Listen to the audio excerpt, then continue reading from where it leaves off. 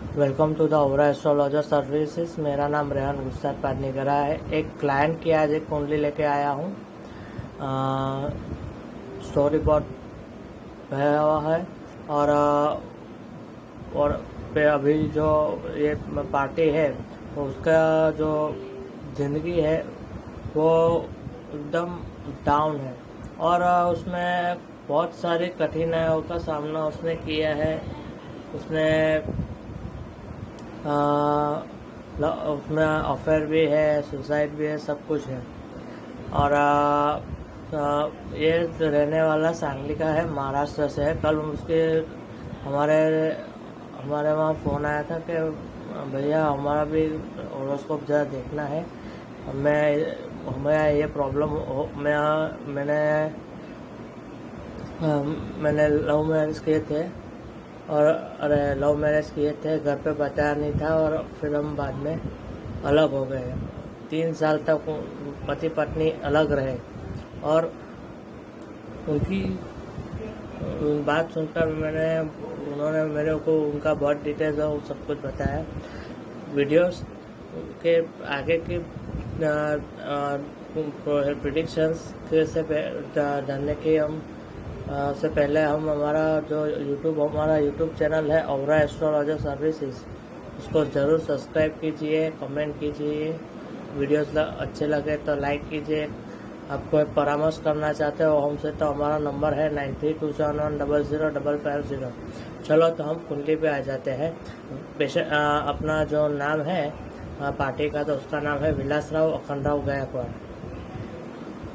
उसका जन्म हुआ था 19 जून 1997 और सांगली महाराष्ट्र में सुबह 8:22।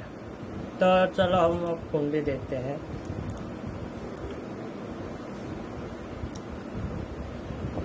चलो कुंडली आ गई। बर्थ डिटेल्स इधर हमने डाल दी है और अब पंचांग पे जाते हैं। पंचांग की में राशि आती है वृश्चिक और तिथि आती है शुक्ल पक्ष की 14, 7:30 चल रही है 2022 से। छोटी पनौटी धैया, जिसको धैया बोलते हैं, वो भी चल रही है 19/4/2022 से 29/3/2025 तक। चलो तो अब कुंडली पर डायरेक्ट आ जाते हैं। कुंडली पे देखते हैं तो कुंडली कर्क लग्न की कुंडली है। कर्क लग्न का मालिक होता है चंद्रमा। तो पहले हम हाउसेस वाइज देख लेते हैं कि कौन से ग्रह किस हाउस में है और कौन सी राशि में है। तो पहला घर खाली, दूसरा घर खाली, तीसरा घर आता है कन्या राशि। बुध की राशि में राहु और मंगल 0 डिग्री पे है, 0 डिग्री पे है और मंगल है 6 डिग्री पे, 6 डिग्री। और चौथा घर खाली, 5वां घर में है चंद्रमा नीच का। वैसे मानते जब भी चंद्रमा वृश्चिक राशि में होता है मंगल की राशि में, तब वो नीच हो जाता है।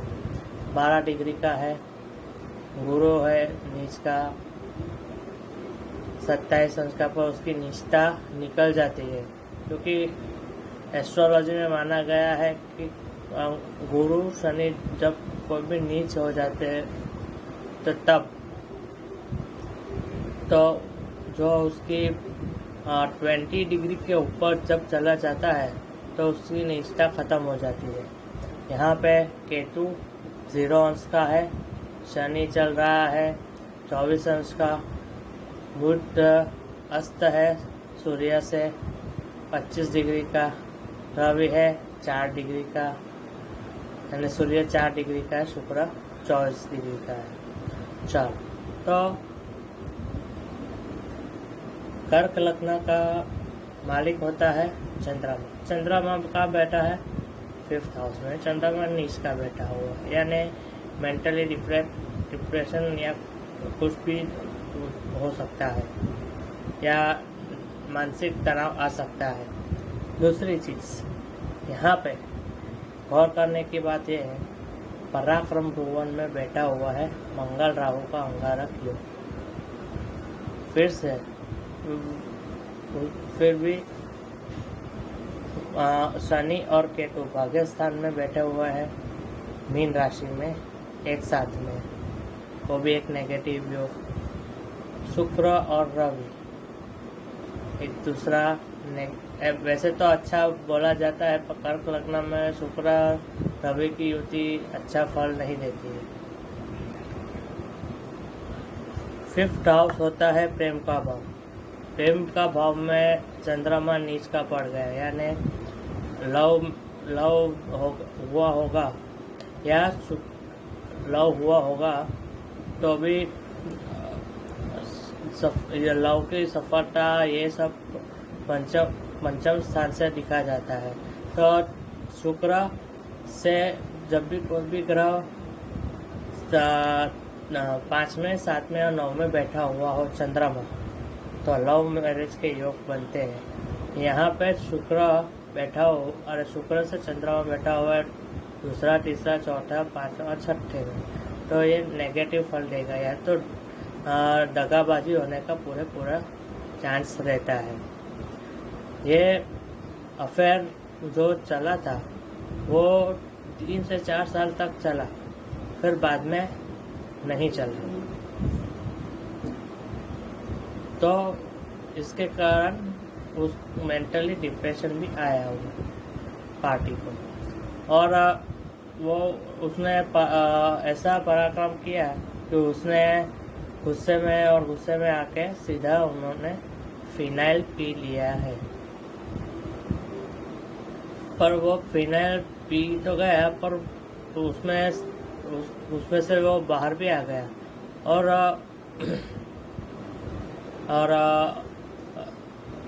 उसके कारण वो बाहर भी आ गया है। और उसका कारण क्या था, उसने क्यों ऐसा किया, तो पराक्रम, उसके लिए पराक्रम का स्थान देखना। पराक्रम भूमि में कौन सा ग्रह है? तीसरे में बैठे हुए हैं राहु यानी मायाजाल, मंगल यानी एग्रेसिव। अब ये दोनों मिल जाते हैं तो आदमी को एकदम स्ट्रांग बना देता है कुछ भी गलत काम करने के लिए। उन्होंने पी लिया फिनाइल पीने के बाद मल्टी ऑर्गन फंक्शंस कर नहीं रहे, उनका खान पान में भी सब प्रॉब्लम में आ रही है। डॉक्टर्स ने भी बोला है कि ज़्यादा टाइम रहेगा कि नहीं, वो भी कुछ तो नहीं, पूरी ज़िंदगी पर नली से ही खाना का रहेगा। दूसरी चीज़, शनि केतु का भी योग बन रहा है, और केतु की भी दृष्टि और शनि की भी दृष्टि राहु और मंगल पे पड़ रही है। जब भी नेगेटिव ग्रह की पराक्रम में हो, और पराक्रम भुवन में जो बैठा ग्रह भाग्य स्थान को देखता है, तो भाग्य पूरा साफ कर देता है, उसमें कुछ रहता नहीं है। पर वो बच गया कैसे, तो वो हम उसका भी दिखा देते हैं, वो कैसे बच गया। तो देखते हैं कि गुरु की दृष्टि पड़ रही है, नवम दृष्टि राहु और मंगल के ऊपर। जब भी और गुरु नीच का है, 27 नीच का है और 27 अंश का है, पर निष्ठा उसकी नहीं है, इसलिए पावर गुरु काम कर गया यहाँ दृष्टि डाल के। और राहु और मंगल की जो अंगारक योग की जो इफेक्ट ही उसको थोड़ा उसमें कम करवाया। अभी उसके मदर ने बोला था कि भैया अभी उसका ऐसा ही रहेगा या जिंदगी भर वो परेशान न होगा, या फिर उसका भी उपाय है कि नहीं। तो हमने उनको बोला कि उपाय और वो मैं आपको बताता हूँ। उससे पहले उनकी विस्तृतरी दशा देखते हैं। विस्तृतरी दशा में जब वो बैठा हुए थे, तब शनि की महादशा चल रही थी। शनि यानी संघर्ष कर रहा था, डिले कर रहा था। बाद में वो भी नेगेटिव इफेक्ट देता है, क्योंकि कर्क लग्न का मालिक है चंद्रमा, और चंद्रमा बुध के शत्रु है, और दोनों पिता पुत्र है, दोनों की बनती नहीं है। तो अब ये 2020 में ये कंप्लीट हो गई। उन्होंने 2 साल पहले किया हुआ था, जब केतु की महादशा बैठी थी, तब उसने उनसे ये कांड हो गया। अभी ये केतु की दशा चल रही है 2027 तक। अब 2027 के बाद मार्केश की दशा आएगी 2027 से 2047 में।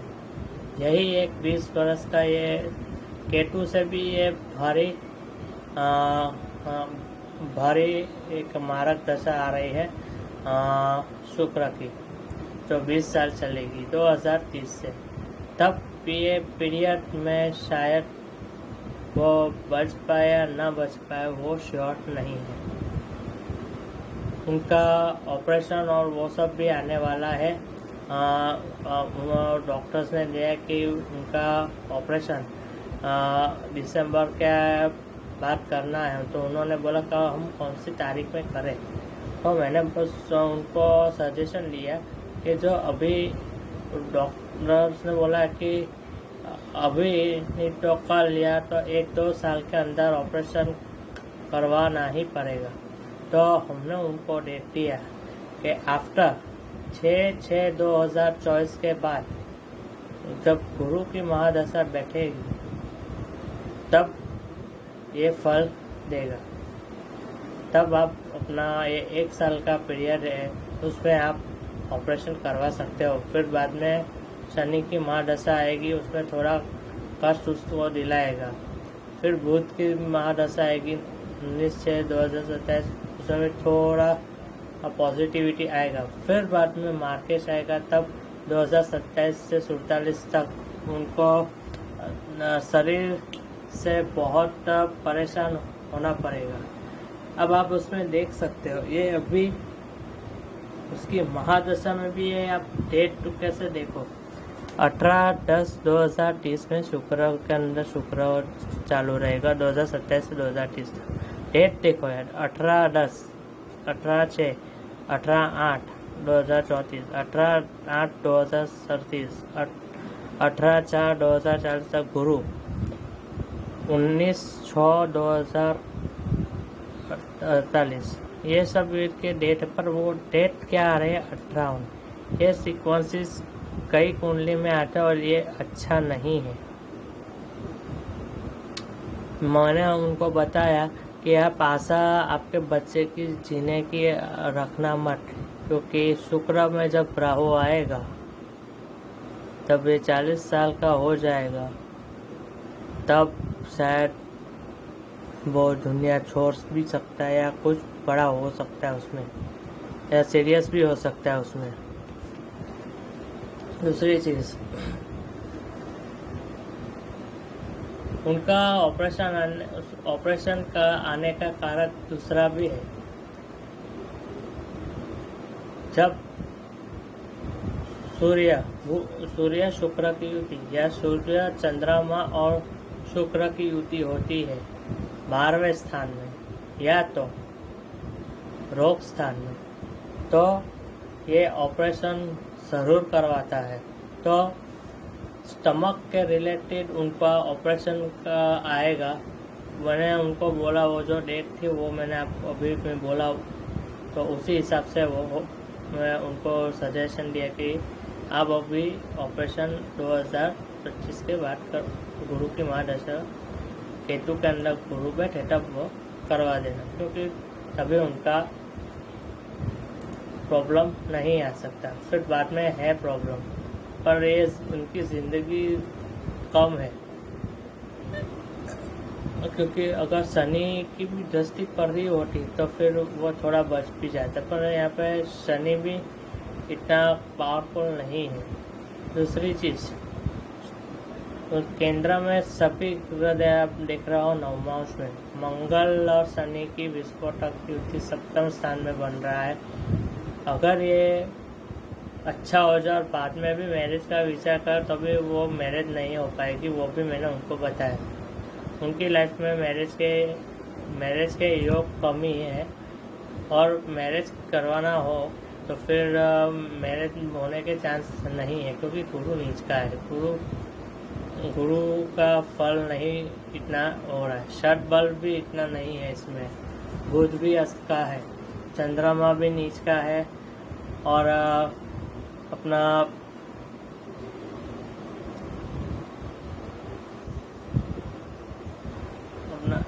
जो उनका जो भी लाइफ है वो अभी ठीक नहीं चल रहा, अभी भी उनको शारीरिक कष्ट और अभी इतना नहीं आ रहे हैं।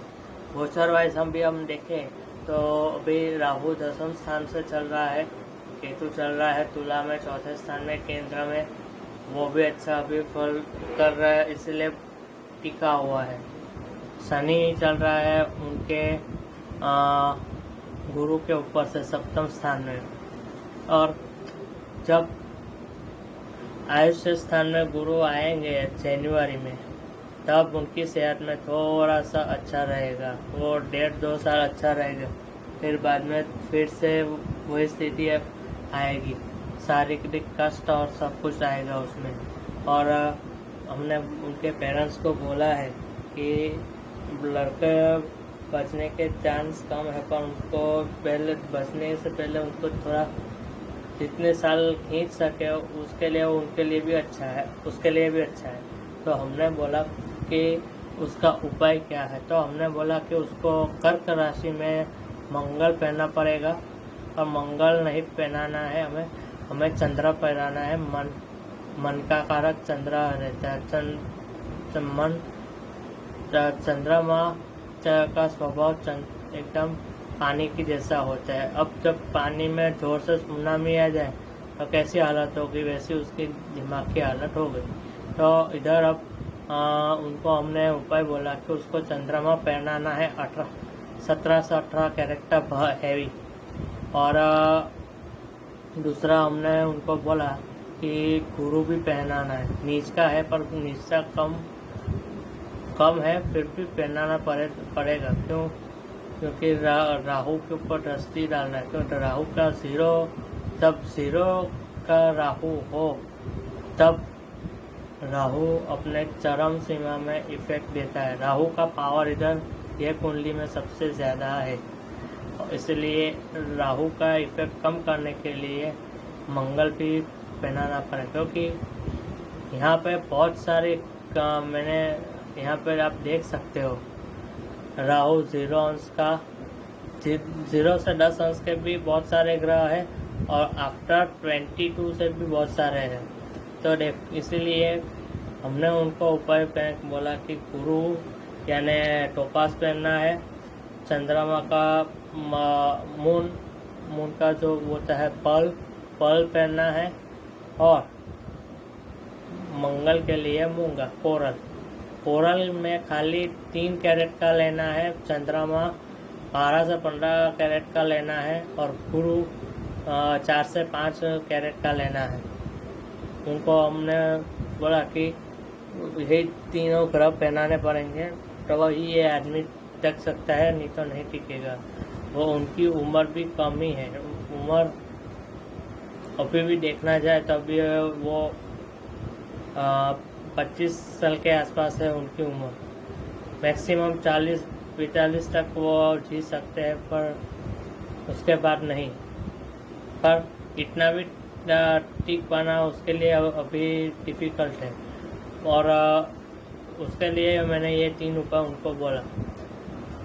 आपको वीडियोस मेरा अच्छा लगा हो तब हमारा यूट्यूब चैनल औरा एस्ट्रोलॉजर सर्विसेज ज़रूर सब्सक्राइब कीजिए। वीडियोस अच्छे लगे हो तो कमेंट, लाइक और शेयर कीजिए, और मुझसे परामर्श करना चाहते हो तो हमारा कॉन्टैक्ट नंबर है 9327100550। उसके आप कांटेक्ट कर सकते हो या व्हाट्सअप भी कर सकते हो, व्हाट्सअप नंबर भी सेम है।